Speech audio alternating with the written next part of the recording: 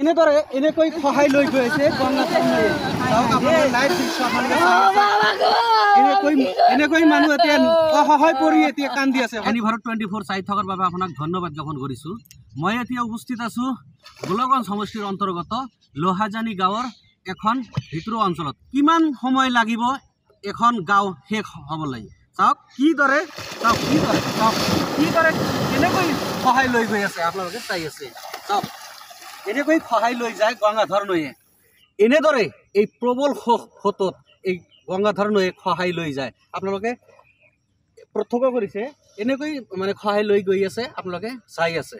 হয়, যি ধৰণৰ গংগাধৰ নৈয়ে যি কালৰূপ ধাৰণ কৰিছে, এই কালৰূপে হয়তো বেছি সময় নালাগে এখন গাঁও বিলীন হ'বলৈ। ইয়াতে আৰু উপস্থিত থকা মানুহৰ লগত মই কথা পাতিবলৈ যত্ন কৰিম।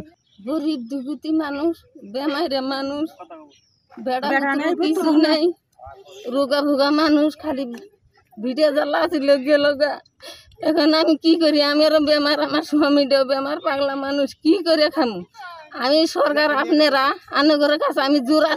হয় হয়, চাওক কেনেদৰে এনেকৈ সহায় লৈ গৈ আছে গংগাধৰ নৈয়ে। চাওক আপোনাৰ লাইভ দৃশ্য এনেকৈ মানুহ এতিয়া অসহায় পৰি এতিয়া কান্দি আছে। হয়, কি ক'ব আপুনি? হয় সরকার আপনারা বেড়া পুত্র বানাবার, আমার পৃথিবীত মাও নাই বাবু নাই, আপনি ঘরে চরণ ধরি আমার এই কথাগুলো হিয়া ঢুগুৰি কান্দিবলৈ আৰম্ভ কৰিছে। গংগাধৰ নৈৰ পাৰতে এইসকল ব্যক্তিয়ে এনেকৈ হিয়া ঢুগুৰি কান্দিব আৰম্ভ কৰিছে, কাৰণ এইসকল মানুহৰ এতিয়া ঘৰ বাৰী মোচন হৈ গৈছে। এতিয়া গংগাধৰ নৈ এতিয়া মোচন কৰি লৈছে, আপোনালোকে চাই আছে। এইসকল ব্যক্তি কি ক'ব আপুনি? হয়, কিছু নাই, আমার খালি বাড়ি চালা আমি চাইরে দিয়া মানুষের বিবাহ হইয়া উঠিলে হইয়া থাকলাম, আপনারা দেখবেন আমার চাই, আমার কিছু নাই। হয়, এজন মানুহে হিয়া ঢুগুৰি কান্দি আছে, কাৰণ কিমান অসহায় হলে এনেকৈ হিয়া ঢুগুৰি কান্দিব পাৰে। আচলতে চৰকাৰে বা হয়তো সেই জলসম্পদ বিভাগে এনেকুৱা এটা পৰিস্থিতি আছে, এইসকল ব্যক্তি হয়তো ওচৰত যে চাপিব বা আহিব সেই ধৰণৰ সময় হয়তো নাই।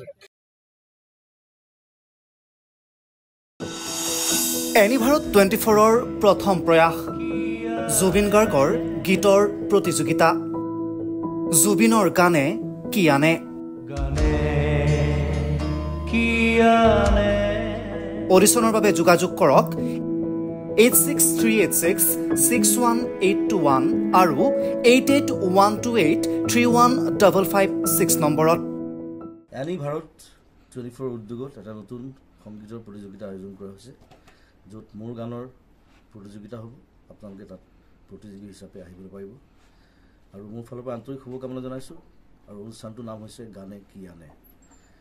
সকলোকে মৰম জনাইছোঁ, সকলোৱে আহক, ইয়াত অংশগ্ৰহণ কৰক। Thank you very much, love U.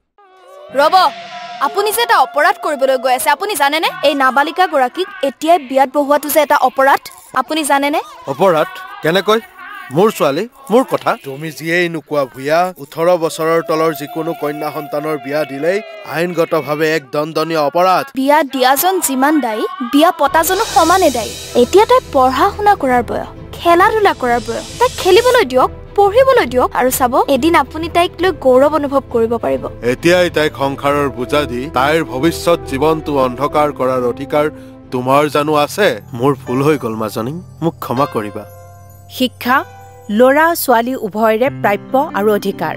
আপোনাৰ কন্যা সন্তানক তাইৰ এই প্ৰাপ্যৰ পৰা বঞ্চিত নকৰাব। বাল্য বিবাহ ভাৰতীয় আইনৰ দ্বাৰা বিহিত এক দণ্ডনীয় অপৰাধ। এনে অপৰাধ কৰি আপোনাৰ কন্যা সন্তানৰ ভৱিষ্যত অন্ধকাৰৰ মাজলৈ ঠেলি নিদিব।